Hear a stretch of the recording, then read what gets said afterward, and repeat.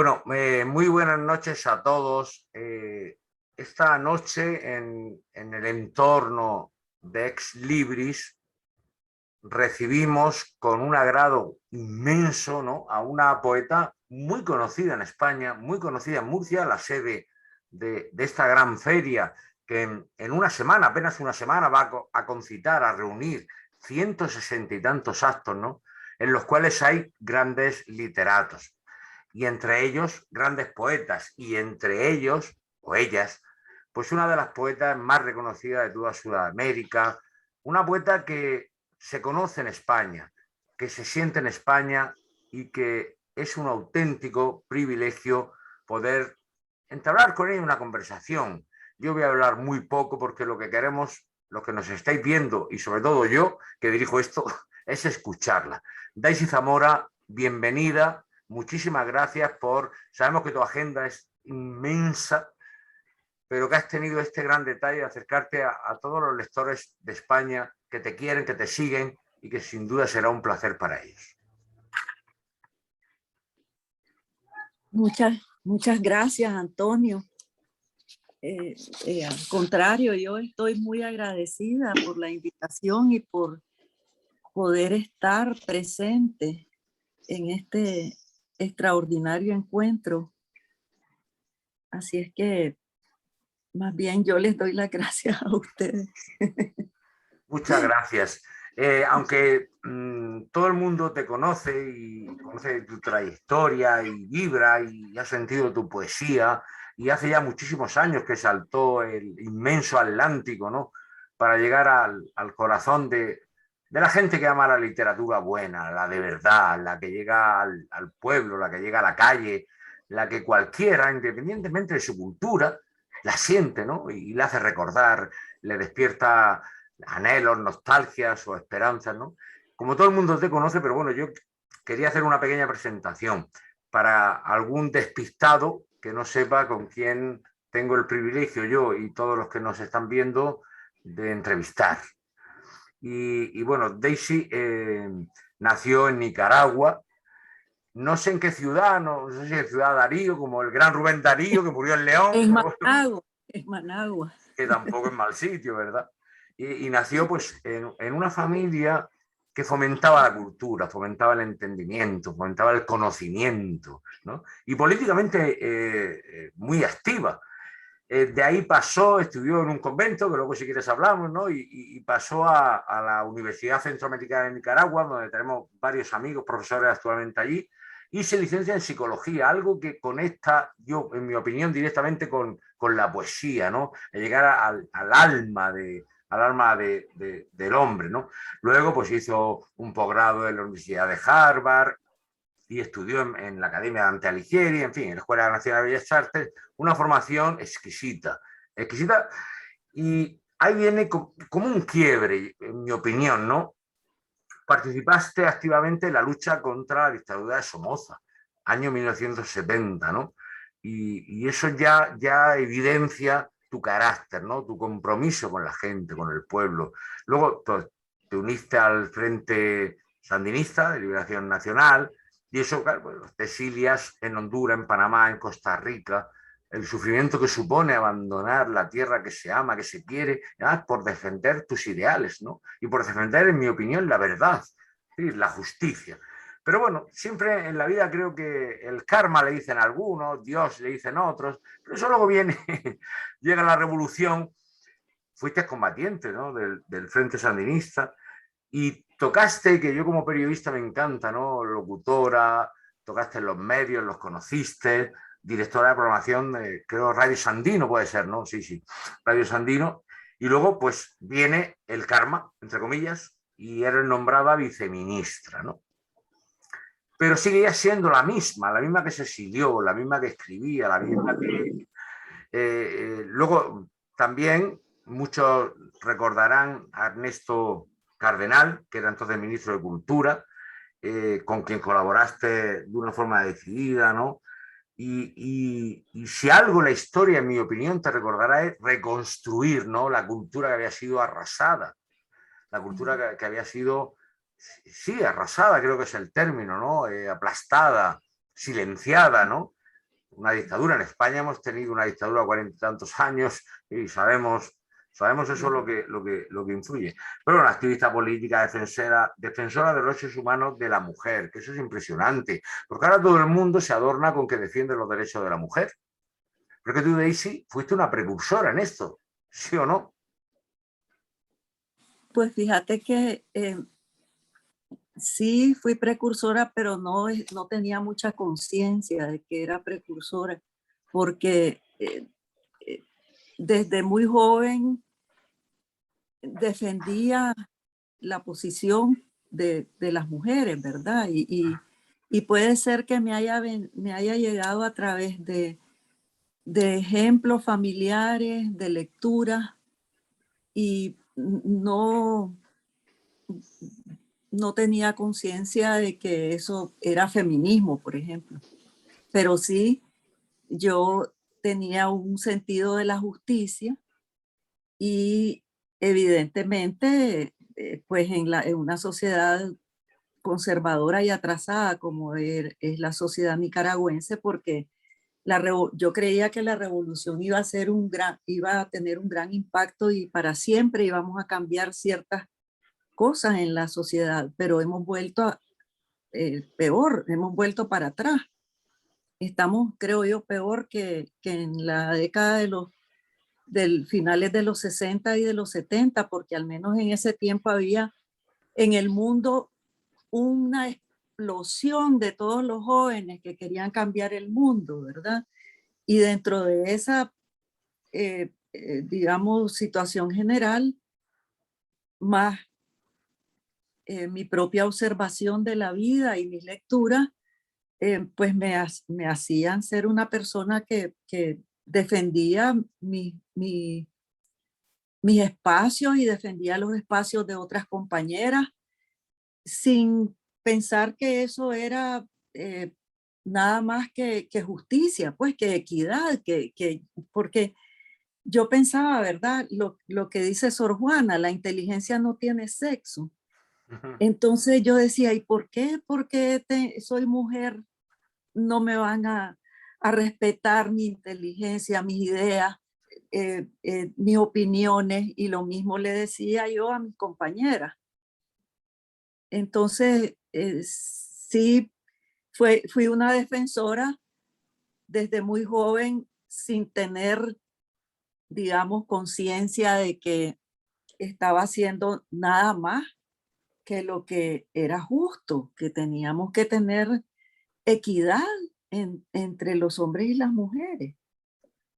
Sí, pero cierto, sin conciencia o con ella, fuiste precursora, ¿no? Y es verdad que eras, yo no sé, en Nicaragua o en Estados Unidos, donde resides también, pero hablo de España, ¿no? Lo que dices es cierto, hay un retroceso en el respeto a la mujer, ¿no? Desgraciadamente, las nuevas generaciones, con las nuevas tecnologías, móviles, iPads, TikTok, Facebook, Twitter, etcétera, hay un mayor control machista y de niños de Terri- 13, 14 años. Es terri- increíble, ¿no? Es decir, sí es verdad que en España, y tú lo sabes, igual en Nicaragua, el matriarcado ha existido siempre. Sí, Sí, en mi casa mandaba a mi madre y yo recuerdo a mi ujú, abuela mandar y recuerdo a mi claro, abuela mandar y claro. hemos experimentado un retroceso bastante importante, pero yo creo que también hay tu poesía, pues cuando llega a la gente, ¿no? Ayuda muchísimo a darle a la mujer no el papel que determine la sociedad actual o la política, y tú has estado en política y sabes de qué hablo, ¿no? Sino el papel que se merece, que se ha merecido siempre. Fíjate, aquí en Murcia, en el siglo XIV, 1350 y tantos, el ayuntamiento le dio el primer título, creo que en toda España, igual en Europa, a una mujer. ¿Por qué? Porque el marido era médico judío y se murió. Y en toda la ciudad, pues quedaba la única persona que sabía de medicina era ella. Y claro, en aquella época no es como ahora, que hay muchos médicos. Gracias a Dios, joder. Pero en esa época, pues la única que sabía de medicina era ella. Y ella dijo que para poder ejercer lo que hacía su marido, que ella lo conocía, quería un título porque le reportaba un dinero y se lo dieron. Sí, la primera cirujana española nacía aquí, ¿no? Y creo que desde entonces hasta ahora, pues lo hemos tenido delante de los ojos, pero no lo hemos o no lo han querido ver. Pero en fin, eso podríamos estar toda la noche hablando, hablando Uno- de esto. y es que el ejemplo y las lecturas son los que te forman, ¿verdad? Entonces, yo en mi familia no solo había mujeres poderosas, como decís, de tu abuela, ¿verdad? Y de tu mamá, sino que también había unas mujeres excéntricas. Yo tenía una tía que le decíamos tía Chofi, que era completamente libre, es decir, ella era un ser extraño en la sociedad, era de esas familiares incómodos, pues, porque no saben en la sociedad y en la tradición dónde ponerla, porque ella hacía lo que quería, decía lo que quería. Y yo le escribí un poema que se llama Querida Tía Chofi, porque ella fue una de las mujeres que me impresionaba cuando era pequeña. Mi abuela también, mi abuela paterna, ella estudió francés, inglés, fue la mejor alumna en el estado de Luisiana, en el liceo francés, y era muy libre y me daba muchos libros a leer. En fin, tuve unos ejemplos extraordinarios. Mi mamá quería estudiar medicina y mi abuelo, que había sido graduado en la Universidad de Lehigh en Filadelfia y era un hombre que amaba leer a Shakespeare, leía Cervantes, le puso Ofelia a mi mamá por No sabía. la trágica heroína, ¿no? Y le prohibió estudiar medicina. Le dijo que ella era una muchacha que no podía estar viendo cadáveres de hombres desnudos. Entonces, A ver eso. a pesar, a pesar de que era un señor muy avanzado en muchas cosas, no le permitió a su hija estudiar medicina, ella tuvo que estudiar otra cosa. Pero bueno, yo no conocía a ese abuelo, solo supe la historia por mi mamá, pero es interesante cómo por el hecho de que estás tu inteligencia está en un cuerpo de mujer, te, te limitan en un montón de cosas que son absurdas.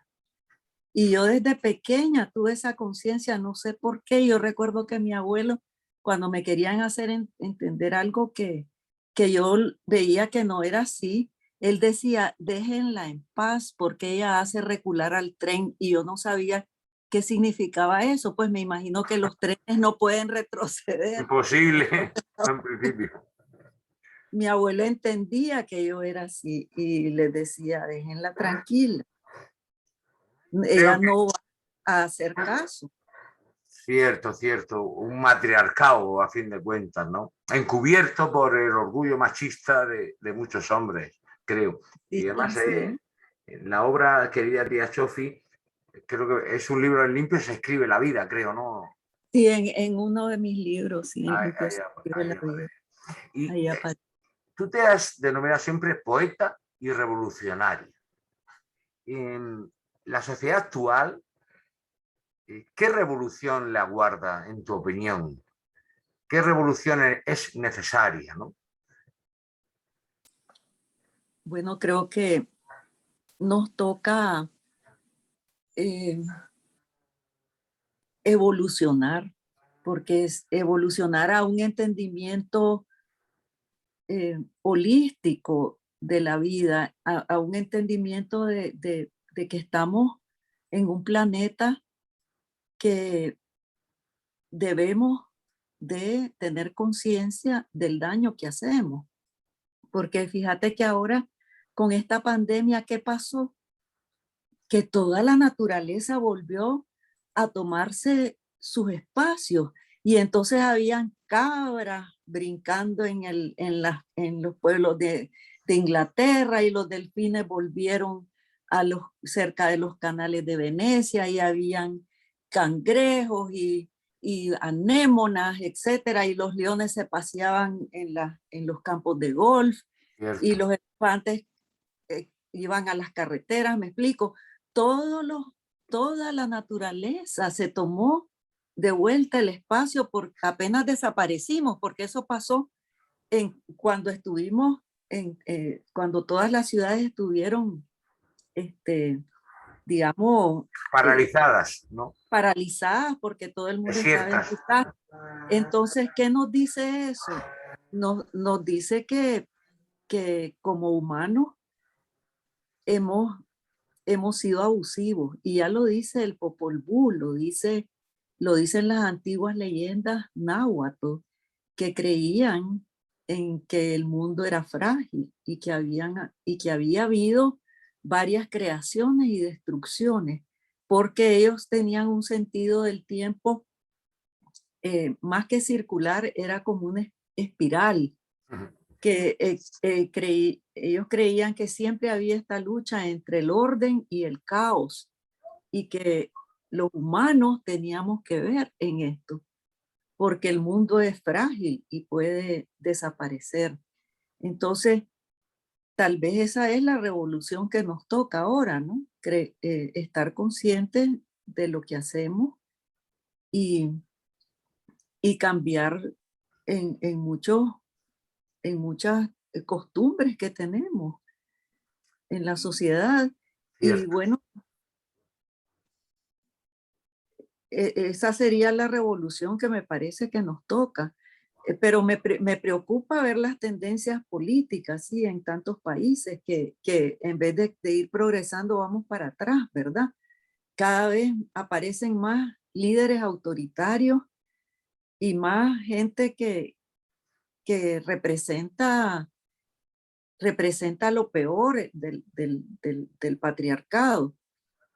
Yo me consuelo pensando que como la vida es dinámica, tal vez esa es la muestra de que viene un cambio, porque también dice el Popol Vuh que cuando la noche es más oscura, significa que pronto viene el amanecer, ¿verdad? Sí. Así es que eh, espero que todos esos Bolsonaro y Trump y, y Y tantos Ortega y tantos. y Maduro y Y compañía se Maduro. pronto cosa del pasado, que haya una reacción de la sociedad Cierto. contra todo eso. Y mientras tanto nos queda la poesía. Y la poesía que es revolución permanente. Siempre. Más que la revolución permanente de Trotsky, es la revolución permanente de la poesía, Cierto. porque la palabra poética es revolucionaria. Si no revoluciona algo, la poesía no es poesía. Y Daisy, cuando yo creo que le interesa mucho a los lectores siempre el proceso de creación, es decir, cuando surge la chispa, cuando las musas tan manidas llegan.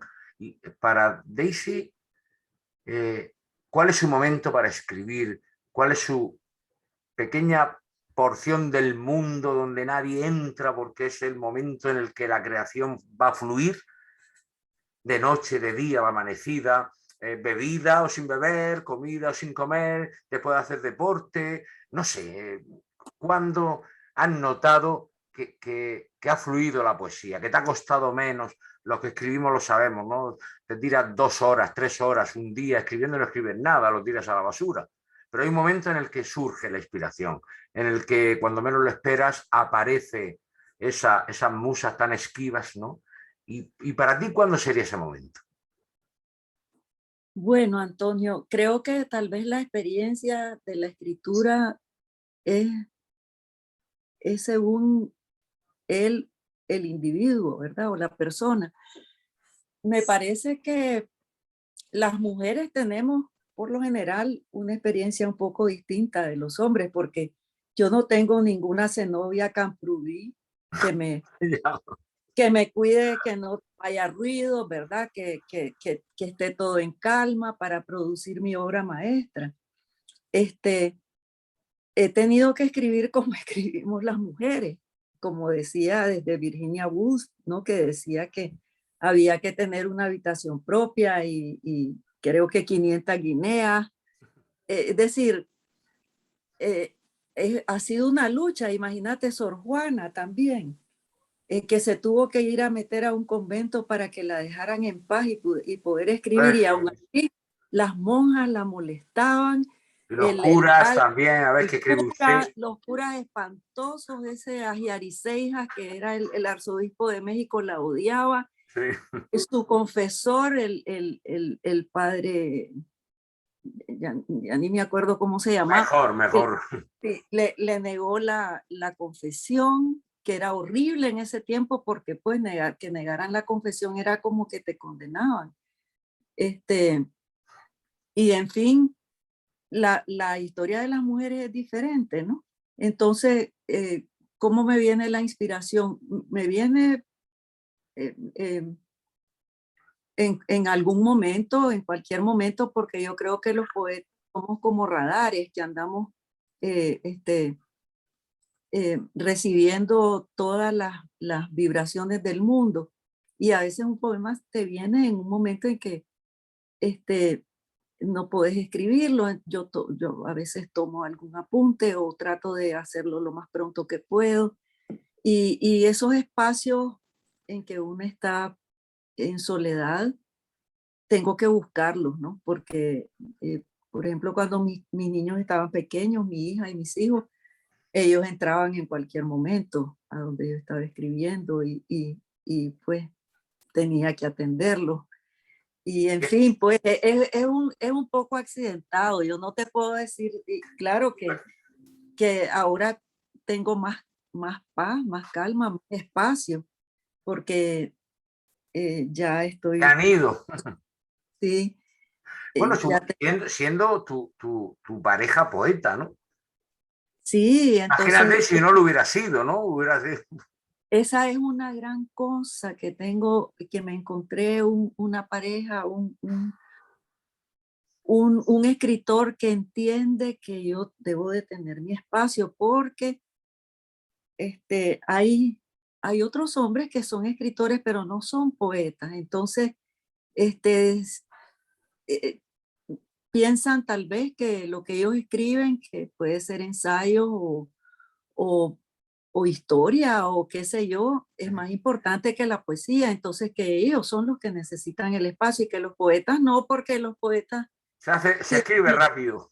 sí, y tienen las musas que los inspiran, y no es cierto. Si la poesía es una labor de paciencia, de amor, de dedicación, y de que no tenemos eh, ninguna compensación material, ¿verdad? Por escribir poesía. Es una cosa de puro amor. Es un acto de amor, escribir poesía. Claro, cuando de verdad creemos en la poesía como Miguel Hernández, como Vicente Aleixandre, como Antonio Machado, eh, em, en fin, eh, cuando uno ama la poesía como Sor Juana la amaba, como tantas otras poetas también. Así es que como María de Sayas era más bien novelista y pero eh, Ángela Figuera, Aymerich, que, que me encanta su poesía porque es muy real, ¿verdad? Todo lo que ella escribe. Este, Se han nutrido de todos ellos, ¿no? sí, Si sí. tuvieras que elegir dos, tres maestros, pozos que te refrescan el alma antes de escribir, ¿no? A los que todo el que escribe recurre cuando ve que se siente seco, y voy a acudir a este maestro o a este o al otro para que me active, para que me anime, ¿te atreverías a decir alguno?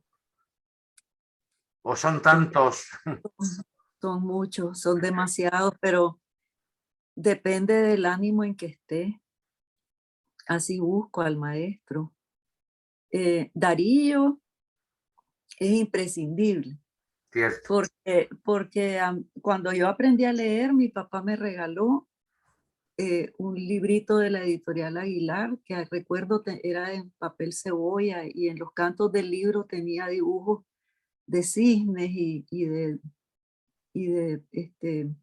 laureles y cosas así. Ujú.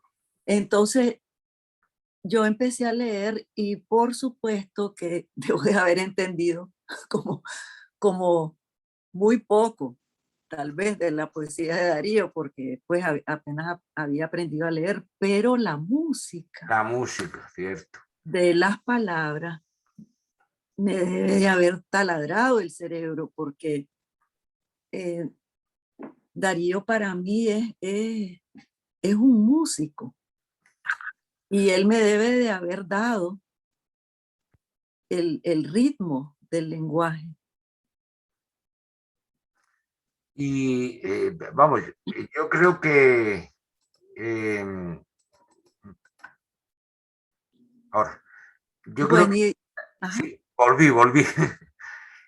Creo que los que nos están viendo les gustaría que nos ofrecieras alguna poesía tuya.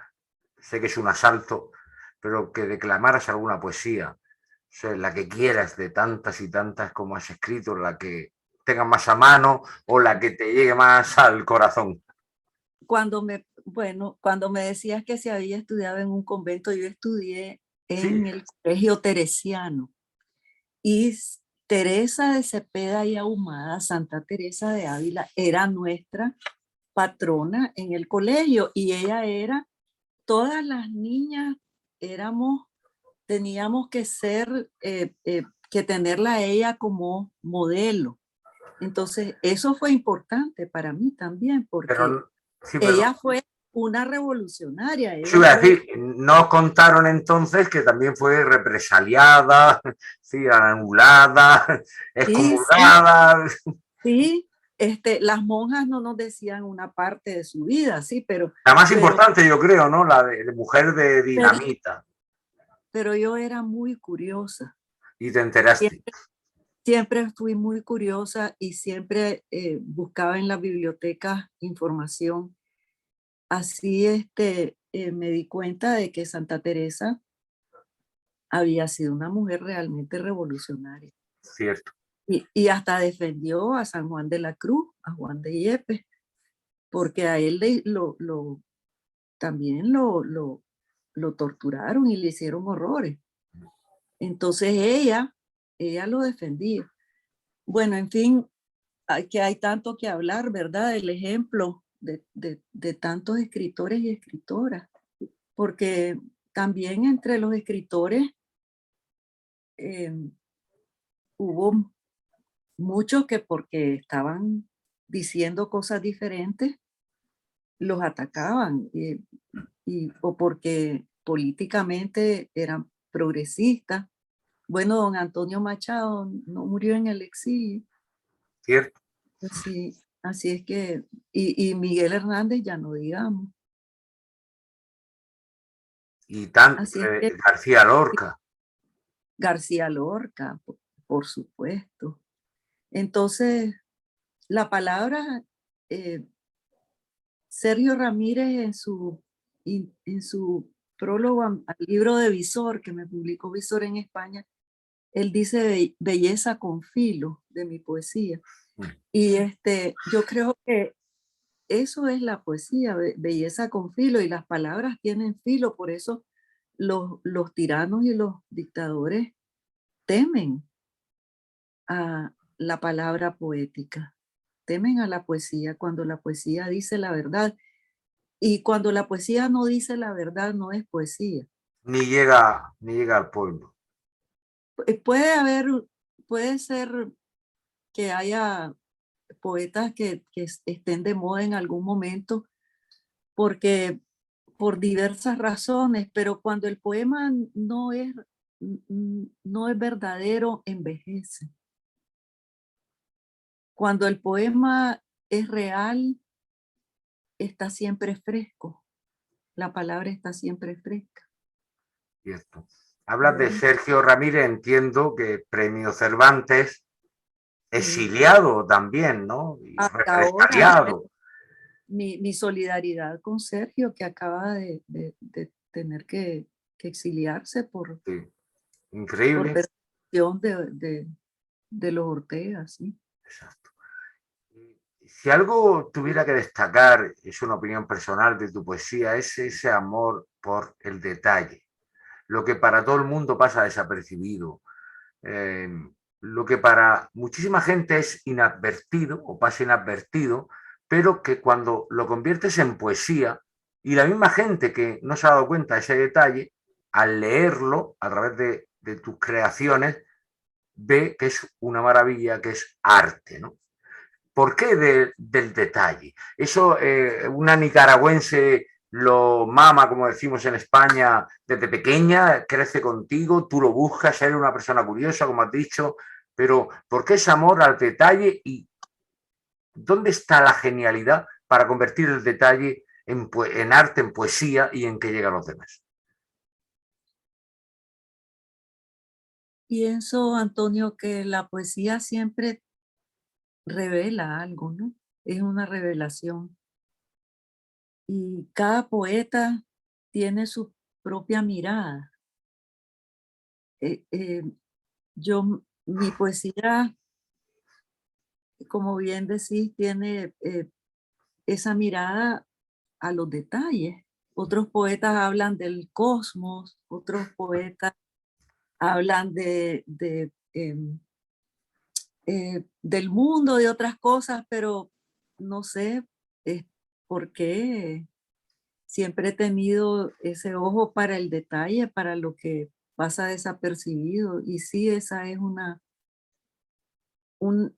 característica de mi poesía, que está muy pegada a la tierra, creo yo, por eso. Y por eso conectas con la gente, ¿no? Sí, Porque, muy pegada a lo humano, a lo, a la vida, ¿verdad? y Tal eso vez, claro, implica conectar con la gente, ¿no?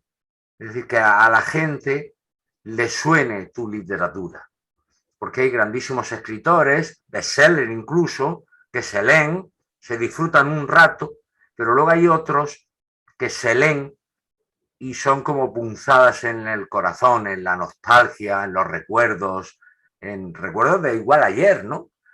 Y yo creo, es una opinión personal, pero creo que tu poesía cumple esto, ¿no? Es la punzada al alma, ¿no? El que leyendo tus creaciones, y esto me parece magnífico, y ahí revela la genialidad, ¿no? Leyendo dos versos, un verso, a uno le recuerda su vida, le recuerda algo vivido, algo pasado o algo que anhela, le conecta ahí al alma. Y eso, permíteme este halago, que no es baladí, que creo que es ajustado, eso es muy complicado, muy complicado. De hecho, se publican todos los años, gracias a Dios, ¿no? O al destino, a quien quiera, se publican miles y miles de libros de poesía, pero hay solo unos pocos en los que apenas lo coge uno en la librería, me ha pasado a mí contigo, y abres por cualquier página, lees 3 líneas. Hablaba al principio, no sé si estaban grabándonos o no, si no lo digo ahora, de un poema dedicado a tu madre, y leyendo los 3 primeros versos, 4, recordarme a la mía, recordarme mi historia, y eso es algo absolutamente impresionante. qué maravilla eso que me estás diciendo, pues me conmueve porque este, creo eh, que eso es lo que quisiera todo poeta, ¿no? Y también, como decías antes, la literatura es muy amplia, ¿verdad? Entonces también hay lecturas para distintos momentos en la vida, porque hay escritores y escritoras que yo los leí siendo muy, muy jovencita y no los entendí bien, porque no había vivido lo suficiente. No, la vida, no conocía la vida lo suficiente. Entonces, es bueno también que haya poetas para cuando uno es jovencito y creen, volverán las oscuras golondrinas y todas esas cosas, ¿verdad? Y poesía eres tú. Entonces, Sí, esto lo conmueve a uno cuando uno está jovencito. Y no es porque yo diga que Becker no es un gran romántico, sino que, pues, porque hay poesía romántica que es para una época y después lo, lo que uno aspira o lo que yo aspiro como poeta es que mi palabra sea la palabra de la vida, ¿no? Que no sea tanto yo la que escribo, sino la mano de la vida, la que escribe esos poemas y que puedan perdurar un poco. Eso es un poco ambicioso, ¿verdad? Pero bueno, pero hay que escribir. Comenta en el chat María Ángeles, la amiga María Ángeles Lomardi, te leo. Dice, hay que escribir de a ratos, a tirones, a trompicones y cuando se puede. Y conecta un poco, creo, con lo que tú decías, ¿no? Que la mujer en España, en Nicaragua, en Estados Unidos, o donde sea, lo tiene incluso hoy tristemente, ¿no? En una sociedad muy avanzada, lo tiene más difícil escribir que un hombre. Hay mujeres que dicen que no, que esto no es así, pero yo tengo la secreta convicción de que sí, de que por desgracia muchas de las poetisas en potencia que hay en el mundo escriben a trompicones. Sí, porque y tienen bueno, a los hijos, tienen obligaciones, tienen, ¿no? Y bueno, a creo que María menos, Ángeles ahí tiene razón. ¿Qué te parece? claro que sí, a menos que sea una heredera, ¿no? Que no necesite de nada y tenga su vida resuelta y solo se dedique a escribir. Ojalá, ¿no? Para eso jugamos a la lotería todos. Me gustaría, si te parece, que nos leyeras alguna de tus poesías. Es decir, la que quieras, la que tengas a mano, la que te guste. Porque a nosotros nos gustan todas, de manera que cualquier cosa, perdón, que leas, nos va a gustar. Bueno, voy a leer voy a leer dos poemas cortitos y recientes que no están en mi libro de Visor.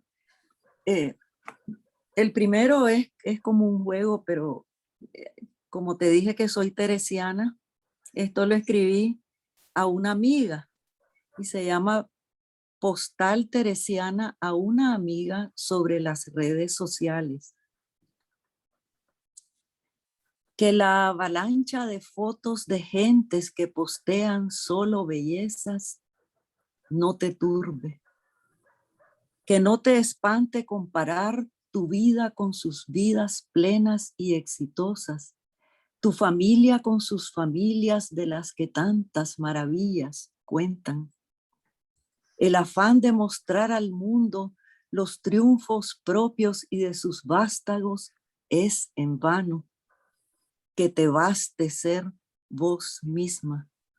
Quien a sí misma se tiene, nada le falta, pues al final todo se pasa porque la muerte no se muda y su paciencia todo lo alcanza. Espléndido. Eh, es un giro, ¿no? Al todo me basta, ¿no? Con el Señor todo me basta. Sí, es un homenaje a Santa Sin lugar Teresa. a dudas, sin lugar a dudas. ¿Y alguno más nos puede regalar, por favor? Bueno, este también es un poema nuevo que se llama Fatalidad. Del abismo donde yacen enterradas voces de esclavos, de brujas, de siervos, de perseguidos, de prisioneros, de sacrificados a los dioses, de muertos en las guerras, de ajusticiados, del nudo en la garganta de los pobres, de los migrantes, de los pequeños, de insignificantes que reciben órdenes, de avasallados que a lo lejos divisan el banquete del mandamás, del fondo donde desembocan silencios soterrados, susurros, voces ahogadas brutalmente, surge mi palabra y se alza en el oleaje de ese mar opaco que la empuja a estrellarse contra el eterno acantilado. Maravilloso. Un mar opaco que es la incultura y la insolidaridad de tanta gente y que yo creo que tú ayudas a iluminar con tu poesía, pero no solo eso, con tu trayectoria personal, con tu trayectoria política y además, y creo que lo más grande, porque la poesía siempre trasciende el ángel que decimos en España de quien escribe, ¿no? Y tu ángel es impresionante, Daisy.